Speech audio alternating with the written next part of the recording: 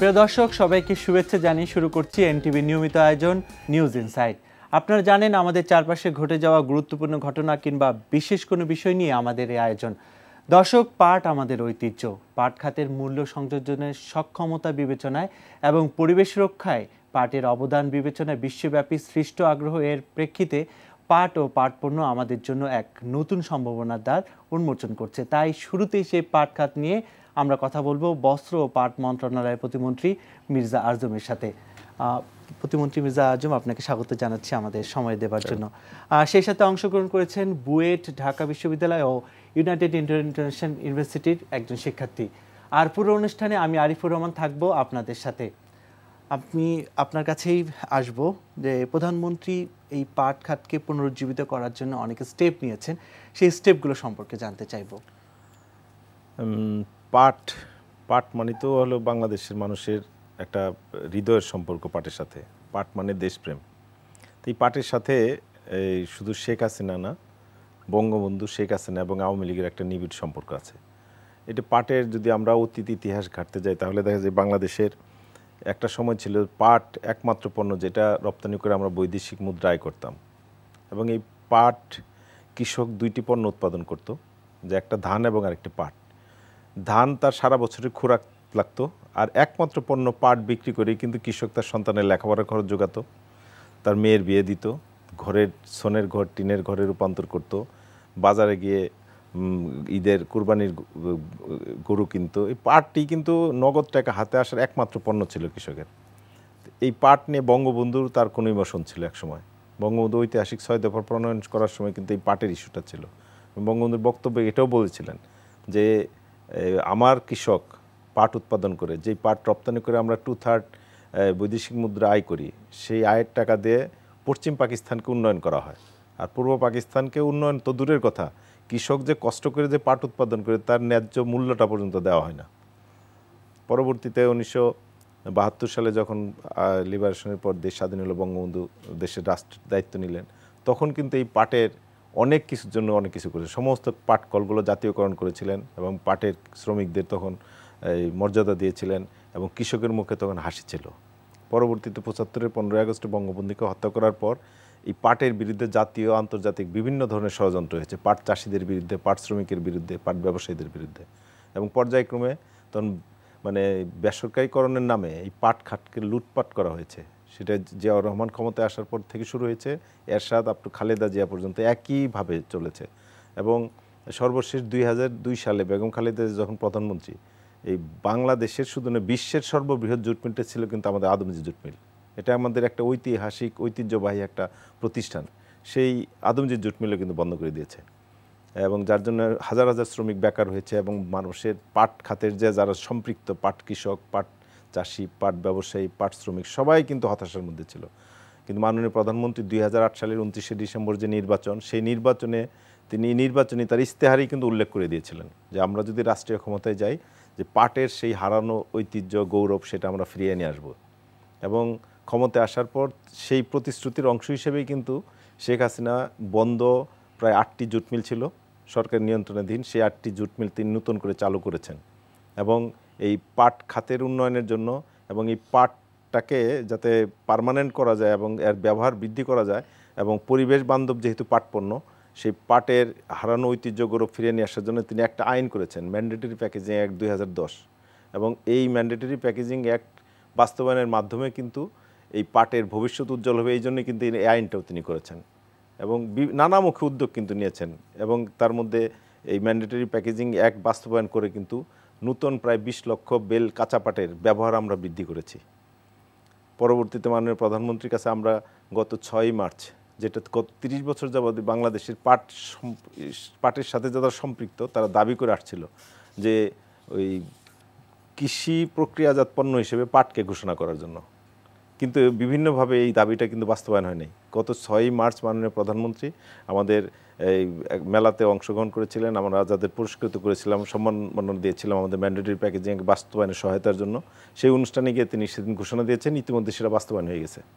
Mandatory packaging অ্যাক্টের একটি বিষয় আমরা দেখেছি যে 2010-এর যে আইনের কথা বলছেন এবং 6টি পণ্য বাজারজাত এবং বাধ্যতামূলক পাট পণ্য যেন বাস্তবায়িত হয়। তো এটার জন্য আপনি অভিযান চালিয়েছেন এবং আপনি কি মনে করেন এই অভিযান আসলে কতটুকু সফল হয়েছে?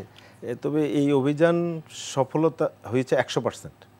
আমরা অনেকাংশে দাবি করি যে 100%-এর বেশি। কারণটা হইতেছে এই অভিযান যখন আমরা পরিচালনা করেছি তখন কিন্তু আমরা দেখতে পেরেছি যে আসলে আমাদের অভিযানের যে আমাদের গতি তার চেয়ে অ্যাচিভমেন্টের গতি ছিল অনেক বেশি, মানে পার্সেন্টেজটা। কারণ হতেছে আমরা জাস্ট মানুষের যে দেশপ্রেম আছে বা দেশের প্রতি যে ভালোবাসা আছে, এই পাটের প্রতি যে মানুষের একটা ভালোবাসা, আমরা শুধু জাস্ট ওই দেশপ্রেমটা জাগ্রত করার জন্য আমরা আহ্বান জানিয়েছি।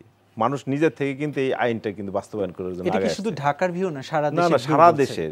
এইখানে একটি প্রশ্ন কিন্তু চলে আসে যে প্লাস্টিক পণ্য যারা উৎপাদন করছে তারা এই ম্যান্ডেটরি প্যাকেজিং অ্যাক্টের কোনো রকম বাধা সৃষ্টি করছে কিনা, বা তারা এই বাস্তবায়নে কোনো ধরনের ষড়যন্ত্র আছে কিনা, বা বাস্তবায়ন করতে দেবে কিনা, মানে এই বিষয়ে একটু জানতে চাইবো। এটা হচ্ছে যে যারা এটা ব্যবসা করে তারা তো এটা টাকার জন্য ব্যবসা করে, টাকা ইনকামের জন্য ব্যবসা করে, কিন্তু এই প্লাস্টিক পলিথিনে যে আমাদের দেশকে ধ্বংস করে দিচ্ছে, আমাদের প্রজন্মকে ধ্বংস করে দিচ্ছে, এটা কিন্তু তারা জেনেও কিন্তু এটা করছে। কিন্তু আমরা যারা অনেকে এটা গুরুত্ব দিই না, অনেকে বুঝতে পারি না, কিন্তু আমাদের দেশের যে এই প্লাস্টিক এই পলিথিনের কারণে আপনি দেখেন ঢাকা শহরে একটু বৃষ্টি হলে কিন্তু জলাবদ্ধতার সৃষ্টি হয়। আর মূল কারণ কি? আমাদের সমস্ত ড্রেনেজ সিস্টেমটা তারা বন্ধ করে দিচ্ছে। আমাদের ক্ষেতের জমির উর্বরতা শক্তি কিন্তু এই পলিথিনে নষ্ট করে দিচ্ছে।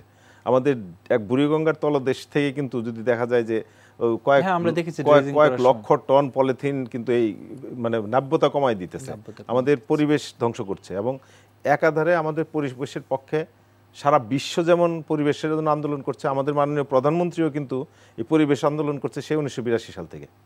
এবং সেই 82 সাল থেকে তখন কিন্তু সামরিক শাসন, তার মধ্যে কিন্তু এই পরিবেশের জন্য তিনি কর্মসূচি ঘোষণা করেছিলেন। আমরা যখন ছাত্রলীগের কর্মী তখন তিনি নির্দেশ দিয়েছিলেন যে প্রত্যেকটা আওয়ামী লীগের কর্মীকে কম করে হলে 3টা করে গাছ লাগাতে হবে। আমরা কিন্তু সেই গাছ কিন্তু এখন মাননীয় প্রধানমন্ত্রী পরিবেশ আন্দোলন করতে গিয়ে কিন্তু সে সর্বোচ্চ পুরস্কার জাতিসংঘের চ্যাম্পিয়ন্স অফ দি আর্থ সেটা কিন্তু তিনি অর্জন করে নিয়ে আসছে। আমরা এখন এই বিষয়ে একটা প্রতিবেদন আছে, আমরা সেটা দেখে আসবো। আচ্ছা। পৃথিবীতে এমন উদ্ভিদ আর দুটি নেই যার বৈশিষ্ট্য একদিকে যেমন কৃষিতে, অন্যদিকে তেমনি শিল্পে। বাংলার ইতিহাস মানেই পাটের ইতিহাস।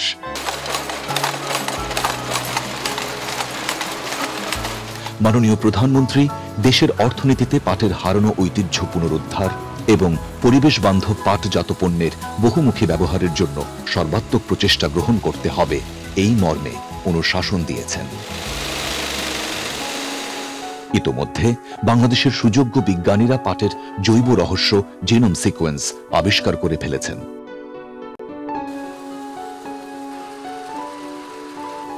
আর পাট খাতে গভীর অনুরাগী ও অঙ্গীকারবদ্ধ বর্তমান সরকার এগিয়ে এসেছেন দেশে পাটকে জনপ্রিয় করার পাশাপাশি পাট শিল্পের নতুন জীবন ফিরিয়ে আনতে ও পাটজাত সামগ্রী রপ্তানিকে তাৎপর্যপূর্ণভাবে অগ্রাধিকার দিতে। বাংলাদেশের নিষ্ঠাবান কৃষি বিজ্ঞানীরা কম করেও 27টি উচ্চ ফলনশীল ও উন্নত জাতের পাট উদ্ভাবন করেছেন। পাটের বালাই দমনেও তাঁদের সাফল্য বিপুল।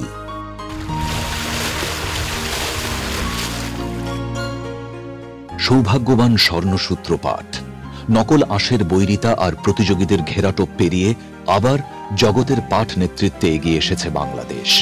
আমাদের দ্বিতীয় বৃহত্তম রপ্তানি খাত হলেও প্রকৃত মূল্য সংযোজনের বিবেচনায় পাটই নেতৃস্থানীয়। বিশ্বের 120টির মতো দেশে যায় বাংলাদেশের পাট ও পাটজাত পণ্য।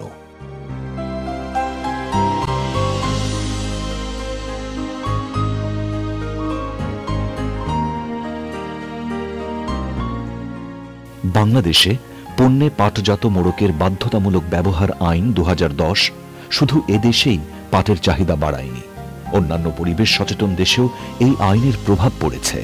সরকার 44টি জেলার 200টি উপজেলার 20,000 কৃষককে উন্নত পাট চাষের প্রশিক্ষণ, 50,000 কৃষককে উন্নত পাট বীজ উৎপাদন এবং 2 লাখ কৃষককে পাট চাষের প্রয়োজনীয় সহায়তা প্রদানের এক বিশাল কর্মসূচি বাস্তবায়ন করছে। পাটের মূল্য স্থিতিশীল রেখে কৃষককে পাটের ন্যায্য মূল্য পেতে সরকার সচেষ্ট। একই সাথে চলছে পাটের রপ্তানি বাজারের সম্প্রসারণ, সরকারি ও বেসরকারি পাটগুলোর আধুনিকায়ন, পাট খাতে দক্ষ জনবল সৃষ্টি করা এবং সকল অংশীজনদের মধ্যে আরও নিবিড় যোগাযোগ ও সম্পর্ক গড়ে তোলার নানামুখী উদ্যোগ। বিশ্বের পরিবেশ আন্দোলনে এসেছে নতুন গতিবেগ। সঞ্চারিত হয়েছে আবার সেই স্বর্ণালী প্রত্যাশা। আমরা প্রতিবেদনটি দেখলাম, এই বিষয়ে আপনার মতামত জানতে চাইব। প্রতিবেদনটি যেভাবে প্রচার করেছে, এখন বর্তমান পাট নিয়ে আমরা যে সমস্ত নানামুখী উদ্যোগ গ্রহণ করেছি সেগুলোই আর কি এই নিউজে করছে, প্রতিবেদনে উল্লেখ করা হয়েছে। তো এখন আপনার স্পেসিফিক কোন বিষয়টা আপনার স্পেসিফিক, যেমন আমি প্রথমে একটি বিষয়ে আসবো যে এখানে বিজ্ঞানীরা যেমন নতুন করে অনেক আবিষ্কারের কথা শুনলাম, তো এই আবিষ্কার ডক্টর মাকসুদুল আলমেরও একটা আবিষ্কার আমরা জেনেছি। তো এই আবিষ্কারের আসলে সোনালী দিনের প্রত্যাশা আমরা মানে প্রত্যাশা পূরণে কতটুকু সফল হব সেটা জানতে চাইবো। ডক্টর মাকসুদুল আলম যে গবেষণাটি করেছেন এবং উনি যে পাটের যে জন্ম রহস্য যে উন্মোচন করেছেন, এটার প্রেক্ষিতেই আমাদের বর্তমান যে গবেষক যারা আছে তারা কিন্তু কাজ করতে যাচ্ছেন। তাদের কাজ কিন্তু এখনো শেষ হয়নি। তবে এই তার জন্ম রহস্যের পাটের উদ্ঘাটনের মাধ্যমে এই পাট কিন্তু আগামী দিনে শুধু যে মৌসুমি একটা ফসল তা কিন্তু থাকছে না। তার এই জন্ম রহস্য উন্মোচনের মাধ্যমে কিন্তু শীত মৌসুমে কিন্তু পাট চাষ হবে আগামীতে, এবং পাটের যে বিভিন্ন নানা জাতের যে পাটের যে উন্নত মানের পাট থেকে শুরু করে বিভিন্ন ধরনের পাট কিন্তু উৎপাদন ইতিমধ্যেই কিন্তু প্রায় 28টি বিভিন্ন জাতের পাটের কিন্তু তারা উদ্ভাবন করেছেন। এবং আগামীতে এই আমাদের যে মাকসুদুল আলম সাহেবের যে গবেষণার এর সুফল কিন্তু এখন আমরা পাওয়া শুরু করি নাই, আমরা ভবিষ্যতে পাবো। কিন্তু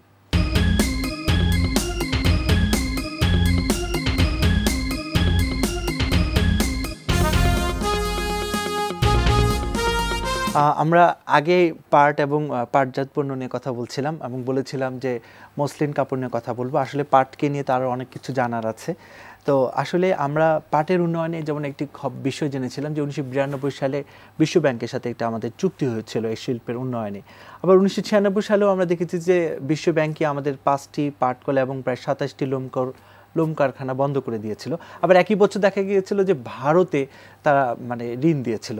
তো বাংলাদেশ ব্যাংকের এই ধরনের মুভমেন্ট বা আমাদের এই পাটজাত শিল্প নিয়ে কোনো ধরনের ষড়যন্ত্র আছে কিনা, বা আসলে এটার কারণটা কি জানতে চাইবো। আসলে এই পাট নিয়ে আমার যেটুকু ধারণা সেটা হলো যে 1975-এর 15ই আগস্টের পর থেকেই কিন্তু পাটের বিরুদ্ধে জাতীয় চাইতে আন্তর্জাতিক ষড়যন্ত্রটি ছিল বড়। এটাই জানতে চাইবো। এখন সেই ষড়যন্ত্রের মধ্যে যেমন এই যে পাট কলগুলা সরকার থেকে বেসরকারীকরণের নামে যে লুটপাট, এবং প্রত্যেকটা সরকার দীর্ঘ 21 বছর 75 থেকে 1996 সন এর মধ্যে যারাই ক্ষমতায় ছিলেন তাদের মূলত কাজটা ছিল এই পাট খাতটাকে ধ্বংস করা, পাট মিলগুলোকে অকেজু করে দেওয়া, মেশিনারিজগুলোকে স্ক্র্যাপ বানায় দেওয়া, পাটের কর্মকর্তা যারা এদেরকে করাপ্ট করে দেওয়া, এবং পাটের চাষি যারা আছে তাদেরকে নিরুৎসাহিত করা। তো বিভিন্ন ধরনের প্রক্রিয়া হয়েছিল এবং এইগুলো ছিল আসলে ওই সময় যে সরকারগুলো ছিল তাদের উপর বিশ্ব ব্যাংকের একটা প্রভাব। যেমন বিশ্ব ব্যাংক সরাসরি, আমিও কিন্তু অনেক দেখেছি পাটকল বন্ধের সিদ্ধান্ত সরকারের পক্ষ থেকে যেটা দেওয়া হয়েছে সেই চিঠির কপি বিশ্ব ব্যাংকের বাংলাদেশের প্রতিনিধির কাছে। তো এটা একটা সরকারি চিঠি, একটা মিল বন্ধ হবে, কিন্তু তার কপি বিশ্ব ব্যাংকের বাংলাদেশ প্রতিনিধির কাছে কেন দেওয়া? এটা কিন্তু চিঠির কপি আমরা মন্ত্রণালয়ে ফাইল ঘাটে পাইছি।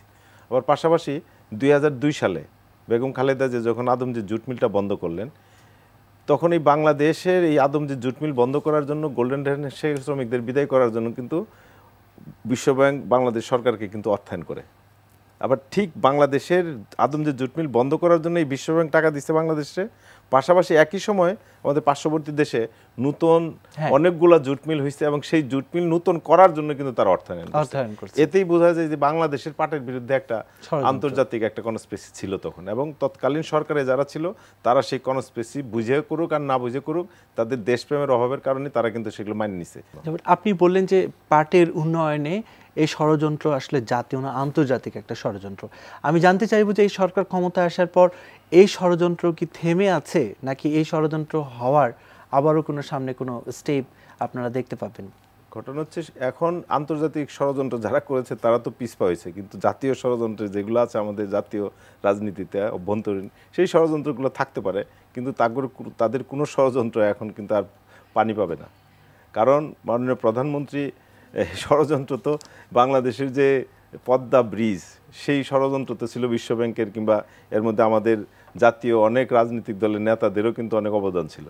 কিন্তু মাননীয় প্রধানমন্ত্রী এখন বাংলাদেশের যে অর্থনীতি এমন ভিতের উপর দাঁড় করাইছেন যে এখন ওই বাংলাদেশের বাজেট করার আগে আমাদের অর্থমন্ত্রী নিয়ে ভিক্ষার ঝুলি নিয়ে ওয়ার্ল্ড ব্যাংক, IMF তাদের কাছে ভিক্ষা করে নিয়ে এসে বাংলাদেশে বাজেট প্রণয়ন করতে হয় না।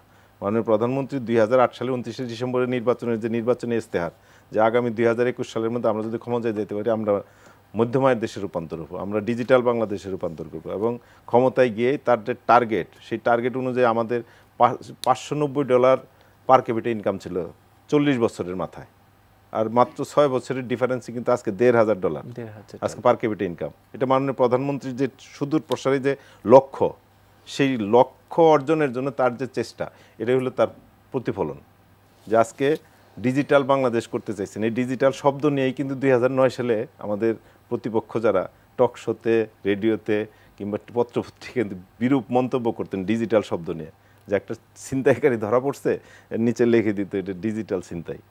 একটা রাস্তার ধারে টয়লেট হয়েছে, এর মধ্যে লিখে দিত ডিজিটাল টয়লেট, ডিজিটাল ব্যঙ্গ করতো আর কি। কিন্তু আজকে কিন্তু 16 কোটি মানুষের মধ্যে প্রায় 90% মানুষ কিন্তু ডিজিটালের ভিতরে ঢুকে গেছে, উপায় নাই। কারণ আজকে 16 কোটি মানুষ, এর মধ্যে 13 কোটি মানুষ মোবাইল ফোন ব্যবহার করে। আমরা আবারও আপনার কথায় আসব, অনেক সুন্দর কথা বলছেন আপনি এই বিষয়গুলো নিয়ে। তার আগে আমন্ত্রিত শিক্ষার্থীদের কাছে চলে যাব, আপনারা প্রশ্ন করুন। এখানে যে আলোচনা হচ্ছে তার রেশ ধরে বলতে চাই, বাংলাদেশে আজকে থেকে 10 থেকে 15 বছর আগে এমন একটা অবস্থান ছিল যে রাষ্ট্রায়ত্ত পাটকলগুলোকে বেসরকারি খাতে দিয়ে বা বন্ধ করে দিয়ে কাউকে হয়তো অন্যায্য সুবিধা দেওয়ার চেষ্টা করা হয়েছে, যার ফলে একটা অচল অবস্থার সৃষ্টি হয়েছে, পাটকলগুলোর প্রোডাকশন কমেছে। আমরা সাম্প্রতিক সময়ে পত্রপত্রিকা মারফত জানতে পাচ্ছি যে এই খাতে একটা বিশাল পরিমাণ বৈদেশিক বিনিয়োগ আসছে, স্পেশালি চীন থেকে নাকি একটা অলমোস্ট অনেক বেশি টাকার একটা বিনিয়োগ আসছে। তো ধারণা করা হচ্ছে আগামী 5 থেকে 10 বছর পরে এই সেক্টরের ইনকাম হয়তো গার্মেন্টসের সমকক্ষ হতে পারে। তো স্যার, এই যে প্রেডিকশনগুলো, এগুলো আসলে বাস্তবায়নের ক্ষেত্রে আমরা কতটুকু সক্ষম, বা আপনার মন্ত্রণালয় কতটুকু পদক্ষেপ নিয়েছে এটার ব্যাপারে একটু যদি জানাতেন। না, এটার ব্যাপারে যে চায়না থেকে যে একটা ইনভেস্টমেন্ট যেটা আসছে বলে যে শোনা গেছে, এটা ঠিক ওইভাবে না। আমাদের চায়নার সাথে আমাদের সরকারের একটা MOU স্বাক্ষর হয়েছে, যে আমাদের যে কয়টা জুট মিল আছে সেই জুটগুলো সবগুলোই তারা বিএমআরই করবে, এবং সেই বিএমআরিতে প্রায় 6,000 কোটি টাকা ইনভেস্ট হবে। তাতে আমার BJMCর নিয়ন্ত্রণাধীন 23টা জুট মিল আর 3টা আছে মেশিনারিজ উৎপাদন করি, এই সবগুলো মিলি বিএমআরই করলে তাহলে আমাদের এই যে উৎপাদন, এখন তো আমাদের যে মেশিনারিজগুলো আছে সেগুলো 50-এর দশকের, এই 50-এর দশকের মেশিন হতে আমাদের প্রোডাকশন কিন্তু প্রায় 50% নিচে প্রোডাক্টিভিটি চলে গেছে। যার জন্য আমাদের মেশিনগুলো মাননীয় প্রধানমন্ত্রী নির্দেশ দিয়েছেন যে সব মেশিনারিজগুলো লেটেস্ট অত্যাধুনিক মেশিন আমাদের নিয়ে আসতে হবে, এবং সেই ইনভেস্টমেন্টটার জন্য আমরা চায়না গভর্নমেন্টের কাছে আমরা অফার করছিলাম। সেই জায়গাতে চায়না গভর্নমেন্টের একটা অর্গানাইজেশন, একটা কোম্পানি আমাদের কাছে আসছে, এবং তারা তাদের মতো করে এই জায়গায় তারা বিএমআরই করে দিবে এবং তারা ইনভেস্ট করতে। আমাদের গভর্নমেন্টের পক্ষ থেকে যে প্ল্যানিং থেকে যে সিদ্ধান্তটা জানানো হয়েছে যে প্রথম অবস্থায় আমরা 3টা টেস্ট কেস হিসেবে আমরা বিএমআরই করব এই চায়না অর্থায়নে, এবং সেটা রেজাল্ট নেওয়ার পর বাদবাকিগুলো আমরা করব। তবে চাইনিজ যে প্রস্তাবটা অত্যন্ত ভালো, এবং তারা এই যে প্রোডাক্টগুলো উৎপাদন করবে তারা সেগুলো অলরেডি তারাই নিজেরা মার্কেটিং করবে এবং সেগুলো তারা এক্সপোর্ট করবে, এবং এটা হয়ে গেলে পরে আমাদের পাট সেক্টরের অনেক উন্নতি হবে। তবে আমাদের সরকার কিন্তু শুধু এই যে আমাদের সরকার নিয়ন্ত্রণাধীন 23টি জুট মিল কিংবা 26টি জুট মিল, এটার ভবিষ্যৎ চিন্তা করার কিন্তু আমরা দায়িত্ব না।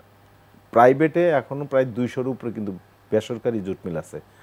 আমরা টোটাল জুট সেক্টরটাকে কিন্তু প্রমোট করতেছি। আমরা আবারও পরের প্রশ্নে চলে যাব। বাংলাদেশের জুট মিল কর্পোরেশনের ভর্তুকি বা লোকসান কমানোর ব্যাপারে বর্তমান সরকারের পদক্ষেপগুলো জানতে চাচ্ছি।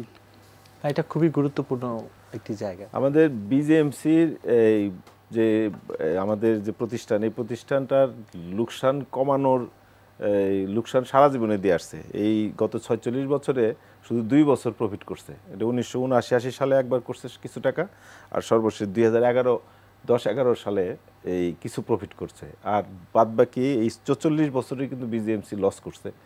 এই লোকসানের মূল কারণ আসলে এই জায়গায় লোকসান হয় না BJMCতে, এই জায়গায় বললাম যে রাষ্ট্রের সরকারেরই টার্গেট হলো এই বিজিএমসি থেকে অ্যাবলিস্ট করা, ধ্বংস করা। যার কারণে এই জায়গায় দুর্নীতিটা যেটা হয় এটা স্বাভাবিক নিয়মে পরিণত হয়েছে। এখন মাননীয় প্রধানমন্ত্রীর নির্দেশে আমরা সেই বিজিএমসি যে দুর্নীতি সেটা রোধ করার জন্য নানামুখী পদক্ষেপ আমরা নিয়েছি এবং ইতিমধ্যেই আমরা বিজিএমসির সর্বস্তরের কর্মকর্তা কর্মচারীদের নিয়ে আমরা সভা করেছি এবং তারা সবাই আন্তরিক যে আমাদের এই বিজিএমসির লোকসান আমরা যেটা চুরি হয় সেটা আমরা বন্ধ করব এবং বিজিএমসি যে লাভজনক প্রতিষ্ঠানে না হোক কমপক্ষে আমরা ব্রেক ইভেনে চলে যাবো। এবং সরকারি প্রতিষ্ঠান যেহেতু আমার সরকার এখান থেকে লাভ করে জাতীয় এই বাজেটে অর্থ দিতে হবে, সহায়তা দিয়ে বাংলাদেশে বাজেট হবে এমন পর্যায়ে বাংলাদেশ নাই। অতএব আমার এই জায়গায় ৮০,০০০ শ্রমিক আছে, এই পাটের সাথে দেশের প্রায় ৪ কোটি মানুষ জড়িত। অতএব পাট সেক্টরকে জায়গায় রাখার জন্য আমার লাভ করতে হবে না, যদি আমি ব্রেক ইভেনে থাকি এটাই আমার বিশাল লাভ।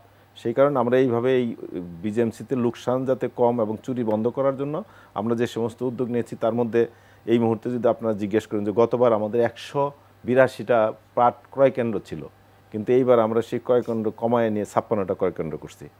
এতে আবার একটা প্রভাব পড়বে যে আমরা তাহলে পাট কি কম কিনবো? অবশ্যই পাট কম কিনবো না। আমরা নতুন আরেকটা শর্ত আরোপ করেছি, আমাদের বিজিএমসির কোনো মিলে আর লুজ পাট যেটা লুজ কাঁচা পাট আমাদের মিলে আমরা নিষিদ্ধ ঘোষণা করে দিয়েছি। এখন আমাদের মিলের পাট আসতেই হবে, আমার ক্রয় কেন্দ্র থেকে কেনা হোক কিংবা আমার মিলগেট থেকে কিনি, সবগুলো আমার বেল আকারে আসতে হবে। এই বেল আকারে আসা এবং পাট কমানোর কারণে আজকে যাদের কেন্দ্র আগে ছিল এখন পায়নি, তাদের আমরা সরাসরি বলেছি তোমরা সরাসরি বেল আকারে দিয়ে আমার মিলে পাট পৌঁছায় দাও, আমরা নগদ মূল্য পরিশোধ করব।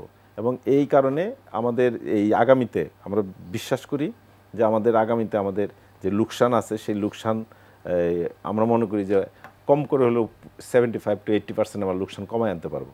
এই উদ্যোগ আমরা নিচ্ছি। এখন আমরা আবারও আরেকটি ভিন্ন প্রসঙ্গে আসব যে আমাদের মসলিন কাপড় প্রসঙ্গ নেই, যেটা একসময় আমাদের একটা ঐতিহ্য ছিল। এখন যা হয়েছে যে জাদুঘরেই মসলিন কাপড় মানে আমরা সংরক্ষিত করে রেখেছি। তো এই ঐতিহ্য ফিরিয়ে আনার ব্যাপারে আপনি কি পদক্ষেপ গ্রহণ করবেন সেটা জানতে চাইবো। আসলে এই সমস্ত ওই ধরনের ঐতিহ্য, এই বাংলার ঐতিহ্য যেটা মুঘল আমলে আমরা শুনতাম যে তখন মসলিন কাপড় উৎপাদন হতো এবং সেই মসলিন কাপড় একটা পরার শাড়ি একটা দিশাল না, একটা আংটির যে একটু পাথর থাকে এর মধ্যে একটা কাপড় ঢুকিয়ে রাখা যেত। তো এখন এই গল্পগুলো শুনছি এবং এই মসলিনের বিরুদ্ধে যখন মুঘলের পর ব্রিটিশ আসছে তখন সেই ইউরোপিয়ান বস্ত্র যাতে এই উপমহাদেশে চালু হয় তখন সেই মসলিনের যে আমাদের যে কারিগর তাদের আঙ্গুলগুলো কাটে দিছে। যারা এই যে সমস্ত এই মসলিনের সাথে তাদেরকে মিলগুলোকে বসায় দেওয়া হয়েছে, এই ধরনের বিভিন্ন ইতিহাস মসলিনের আছে। তা আমরা তো এইসব গল্প শুনছি, মসলিন তো নিজের চোখেও দেখি নাই। ঢাকা জাদুঘরে একটা মসলিনের শাড়ি আছে, সেটা আসলেও আদৌ ওটা আসল মসলিন কিনা তবুও আমাদের সন্দেহ হয়। কিন্তু মাননীয় প্রধানমন্ত্রী তো আমাদের যত হারিয়ে যাওয়া যত ঐতিহ্য সবগুলো ঐতিহ্য তিনি ফিরে নিয়ে আসার জন্য আমাদের নির্দেশ দিয়েছেন।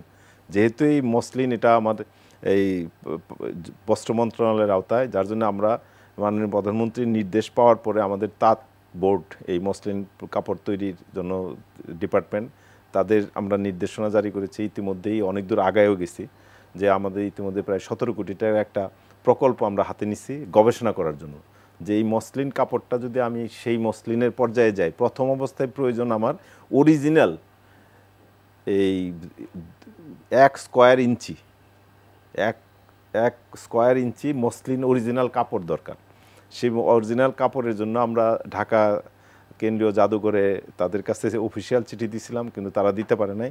সর্বশেষ আমরা ভারতের দিল্লিতে আমরা যোগাযোগ করছি, সেই জায়গা থেকে কিছু অরিজিনালি মসলিন কাপড়, এক বাড়ি, পুরনো বাড়ি, সেটা মানে বাড়ি ভাঙচুর করার সময় এই আলমারির সিন্দুকের মধ্যে একটা মসলিন কাপড় পাওয়া গেছে, আমরা সন্ধান পাইছি। সেই জায়গায় আমরা তাঁত বোর্ডের চেয়ারম্যানকে দায়িত্ব দিছি দিল্লি থেকে সেটা ওই যোগাযোগ করে আমাদের কিছু হয়তো পুরো কাপড়টা যদি বিক্রি করে দাম যতই হোক, একটা কাপড়ের দাম যদি 20, 25, 50 লাখ টাকাও হয়, তবুও আমরা সরকারের পক্ষ থেকে সেটা কিনে নিয়ে আসবো এবং সেটা গবেষণার কাজের জন্য আমরা নিয়ে এসে এই পাট থেকে আমাদের রাজশাহী বিশ্ববিদ্যালয়ের কয়েকজন শিক্ষক দিয়ে আমরা একটা কমিটি করে দিয়েছি এটি গবেষণা করার জন্য, এবং সেই গবেষণার জন্য ইতিমধ্যে 17 কোটি টাকা বরাদ্দ দেওয়া হয়েছে।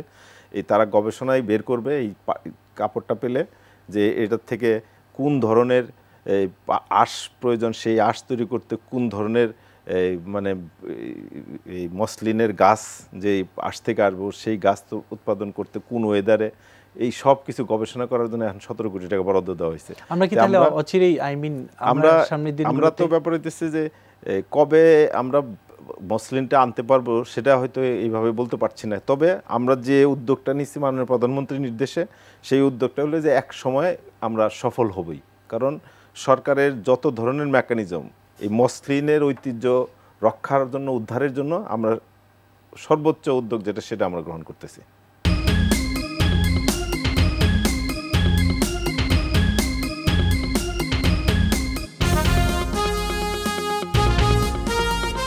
আমরা যে বিষয়ে কথা বলছিলাম আবারও ওই বিষয়ে কথা বলবো, তার আগে এখানে যারা আমন্ত্রিত শিক্ষার্থী আছে তাদের প্রশ্নগুলো আমরা নিয়ে নেব।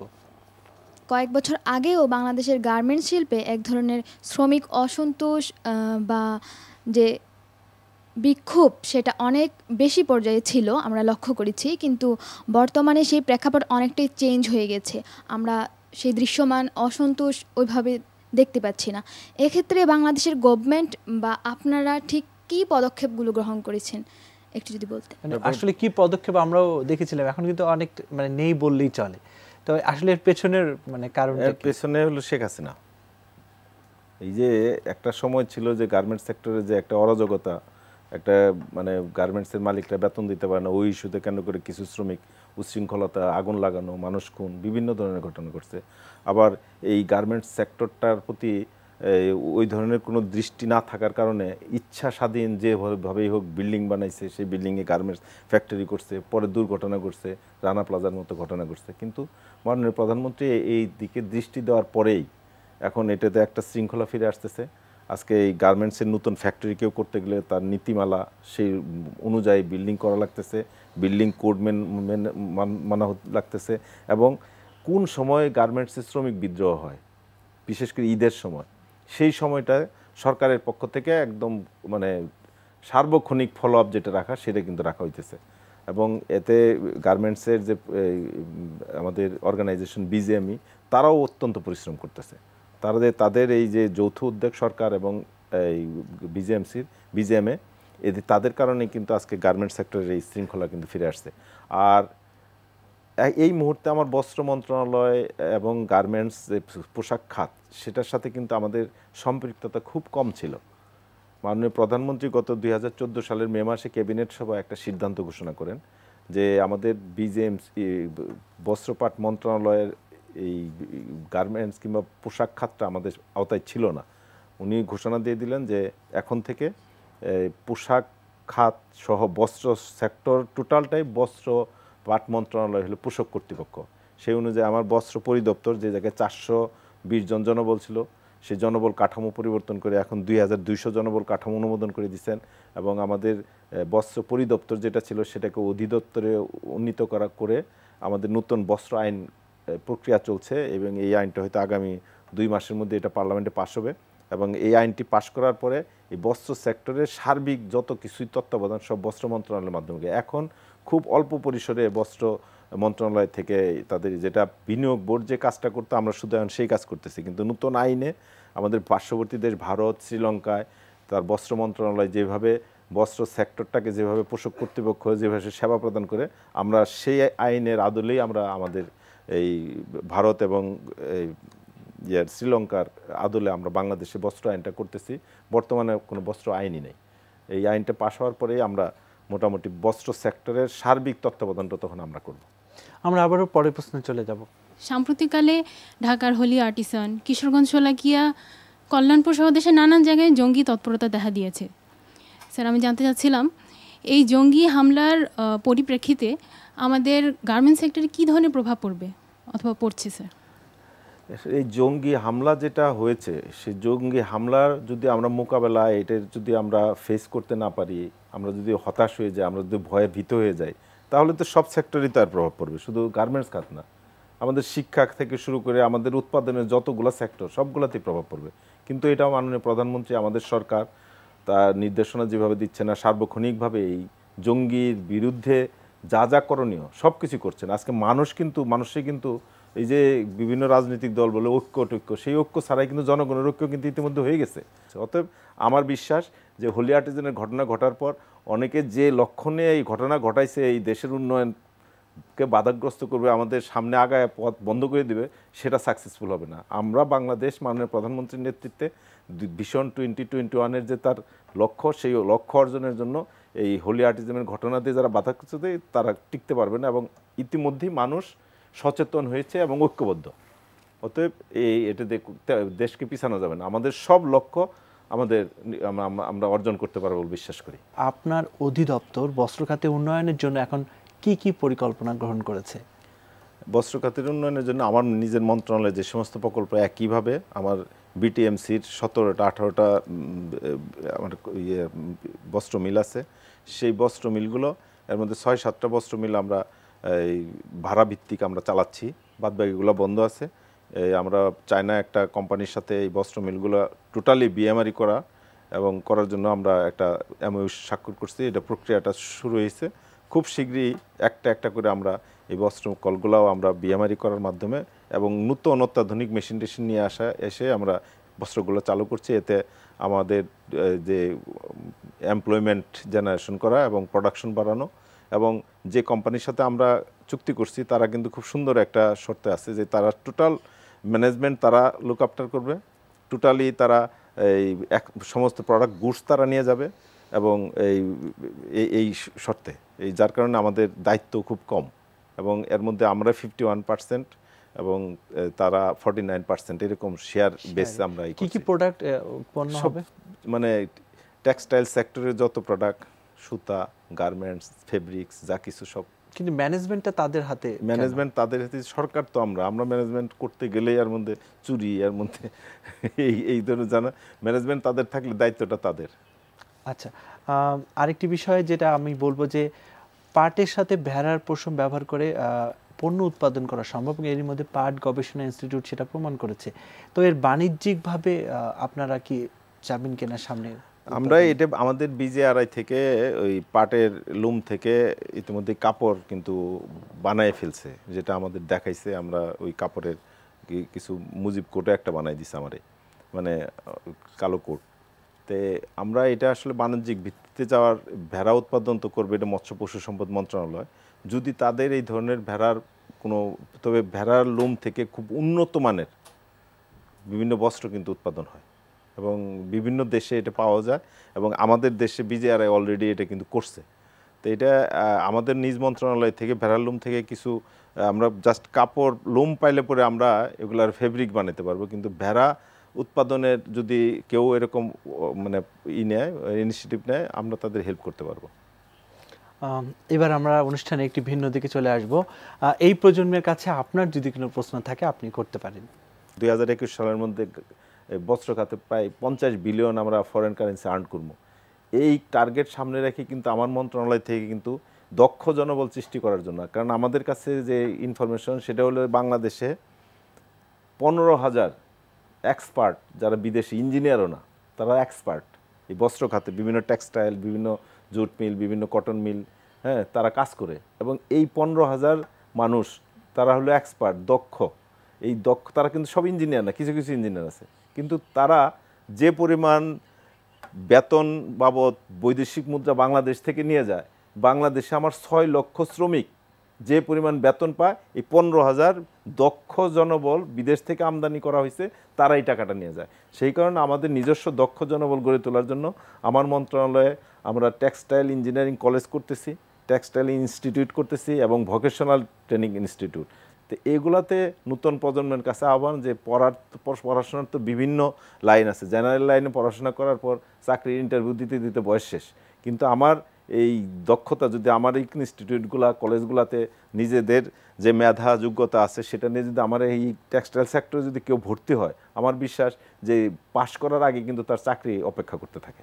যে আমি তো নতুন প্রজন্মের যারা আছে তাদের কাছ থেকে আহ্বান একটা রাখলাম, সেই আহ্বানের প্রেক্ষিতে আমার আরেকটু প্রতিশ্রুতি দিচ্ছি যে আমরা ইতিমধ্যেই আমাদের যেমন টেক্সটাইল সেক্টর, টেক্সটাইল ইঞ্জিনিয়ার, এই টেক্সটাইল একটা ক্যাডার করার জন্য এই মুহূর্তে মাননীয় প্রধানমন্ত্রীর কাছে আমরা একটা সামারি পাঠাইছি।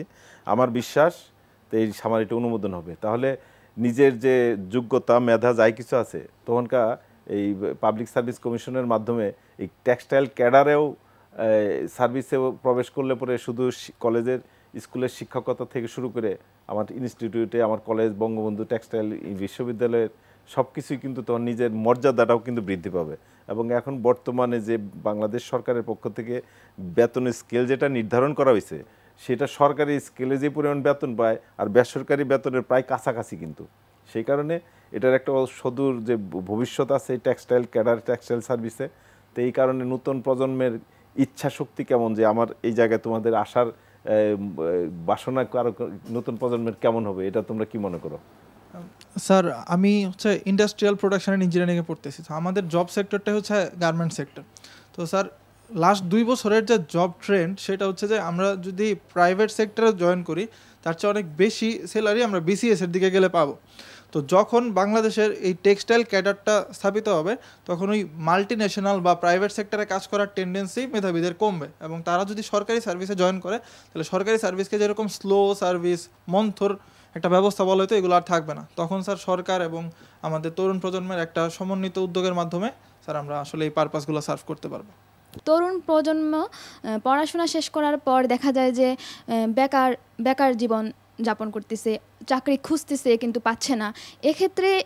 এক্ষেত্রে যদি নতুন টেক্সটাইল ক্যাডার যে এটা যদি ইনিশিয়েট করা হয় তাহলে তরুণ প্রজন্মের যে বেকারত্বের হারটা অনেকাংশেই কমবে, এবং বাংলাদেশ গভর্নমেন্টের যে ভিশন যে গোলগুলা যে বাংলাদেশ বিশ্বের অন্যতম ডেভেলপড কান্ট্রিতে উন্নত হবে সেক্ষেত্রে হচ্ছে অনেক যুগান্তকারী ভূমিকা রাখবে আমি মনে করি এটা। আমরা অনুষ্ঠানের একদম শেষ দিকে চলে এসেছি, তো আমি একটি শেষ প্রশ্ন দিয়ে অনুষ্ঠানটি শেষ করব। আপনি নিঃসন্দেহে অনেক বড় একটা চ্যালেঞ্জ ফেস করছেন, পাট ও বস্ত্র খাত, তার মধ্যে আবার বস্ত্র খাতের একটা নতুন দায়িত্ব প্রধানমন্ত্রী আপনাকে দিয়েছে। তো আপনার জন্য এই দুইটি খাতে এখন সবচেয়ে বড় চ্যালেঞ্জ কি, আমাদেরকে খুব সংক্ষিপ্তভাবে বলবেন। এই মুহূর্তে সবচেয়ে বড় চ্যালেঞ্জ যেমন আমাদের পাট সেক্টরে মাননীয় প্রধানমন্ত্রী যে কৃষি প্রক্রিয়াজাত পণ্য হিসেবে ঘোষণা দেওয়াতে আমরা 20% ইনসেন্টিভ যেটা এখন যারা রপ্তানিকারকরা পাবে সেই ইনসেন্টিভ পাওয়ার পর থেকেই এই পাটের যে এক্সপোর্টের হারটা একটা জাম্প করবে এবং আমার বিশ্বাস যে দ্বিগুণ হয়ে যাবে। একই সাথে যদি আমার এক্সপোর্টের রেট বাড়ে, অভ্যন্তরীণভাবে আমার 6টা পণ্য ছিল ম্যান্ডেটরি প্যাকেজিং অ্যাক্টের আওতায়, যার মাধ্যমে আমরা 20 লাখ মেট্রিক টনের 20 লাখ বেল অভ্যন্তরীণ ব্যবহারের জন্য আমরা এই মার্কেট সৃষ্টি করছি। এর সাথে আরও নতুন 12টা পণ্য অ্যাড হইতেছে। তো আমরা অভ্যন্তরীণভাবেও আমরা পাটের মানে ব্যবহারটা বৃদ্ধি পাচ্ছে। তাহলে আমার এইটা যদি কভার করতে হয় আমার উৎপাদন বাড়াতে হবে, এবং ইতিমধ্যেই আমরা কৃষকের কাছ থেকে সেই সাড়াটা পাইছি যে চলতি বছর প্রায় 25% পাটের উৎপাদন কিন্তু বাড়ছে। তা আমার বিশ্বাস কৃষক যেভাবে পাটের দাম পাচ্ছে আগামীবার আমরা দ্বিগুণ পরিমাণ পাট উৎপাদন করতে পারবো বলে বিশ্বাস করি, এবং পাট উৎপাদন যা হবে সেটা আমাদের এক্সপোর্ট এবং অভ্যন্তরীণভাবে সেটা সুন্দরভাবে ব্যবহার করতে পারবো। আর পাশাপাশি বস্ত্র খাতে যে আমাদের চ্যালেঞ্জ সেটা হলো 2021 সালের মধ্যে 50 বিলিয়ন মার্কিন ডলার আমাদের আর্ন করা, এবং সেই আর্নিংয়ের জন্যই কিন্তু বস্ত্র মন্ত্রণালয় থেকে বিভিন্ন শিক্ষা প্রতিষ্ঠান, textile college, textile institute, vocational এগুলা এবং আমাদের বস্ত্রায়ন করার মাধ্যমে এই গার্মেন্টস, রেডিমেড গার্মেন্টস সহ বস্ত্র খাতের বিভিন্ন সহায়তা প্রদান করার জন্য আমার মন্ত্রণালয়ের অধিদপ্তর উন্নীত হচ্ছে, এবং সেই অধিদপ্তর উন্নয়ন মন্ত্রণালয়ের সার্বিক তত্ত্বাবধানে সমস্ত বস্ত্র খাতের যারা আছে প্রাইভেট তাদেরকে সহায়তা করার মাধ্যমে আমাদের সেই লক্ষ্যকে আমরা অর্জন করতে পারবো। পাট শিল্পের আধুনিকায়ন এবং বিজেএমসিকে নিজের পায়ে দাঁড় করানো, পাট পণ্যের বহুমুখীকরণ ও বাজার সম্প্রসারণ, বস্ত্র সেক্টরে তদারকি কাঠামো প্রতিষ্ঠা এবং বস্ত্র শিল্প প্রতিষ্ঠান আইন 2015 প্রণয়ন ও বাস্তবায়ন, এবং বস্ত্র পাট খাতে দক্ষ কর্মী ও ব্যবস্থাপক তৈরি এখন বস্ত্র ও পাট মন্ত্রণালয়ের সবচেয়ে বড় চ্যালেঞ্জ। আর এই চ্যালেঞ্জ মোকাবেলায় সব ধরনের প্রতিকূলতাকে জয় করবে প্রতিমন্ত্রী মির্জা আজম, এমনটাই প্রত্যাশা এনটিভি পরিবারের। বস্ত্র পাট প্রতিমন্ত্রী মির্জা আজম, আপনাকে ধন্যবাদ আমাদের সাথে সময় দেওয়ার জন্য। সেই সাথে ধন্যবাদ আমন্ত্রিত শিক্ষার্থীদেরও। দর্শক, আপনাদের বিভিন্ন প্রশ্ন, সমসাময়িক ঘটনা সম্পর্কে জানতে বা মতামত থাকলে, পাশাপাশি কেমন লাগলো আমাদের আয়োজন জানিয়ে চিঠি লিখতে পারেন এই ঠিকানায়। প্রযোজক নিউজ ইনসাইট, NTV, BSCC ভবন, 7ম তলা, 102 কাজী নজরুল ইসলাম এভিনিউ, কাউরান বাজার, ঢাকা 1215। আমাদের ইমেইলও করতে পারেন newsinsight@ntvbd.com এই অ্যাড্রেসে। আর অনলাইনে অনুষ্ঠানটি দেখতে ভিজিট করুন NTV অনলাইন www.ntvbd.com এই অ্যাড্রেসে। সবাইকে শুভেচ্ছা জানিয়ে আমি আরিফুর রহমান আজকের মতো বিদায় নিচ্ছি।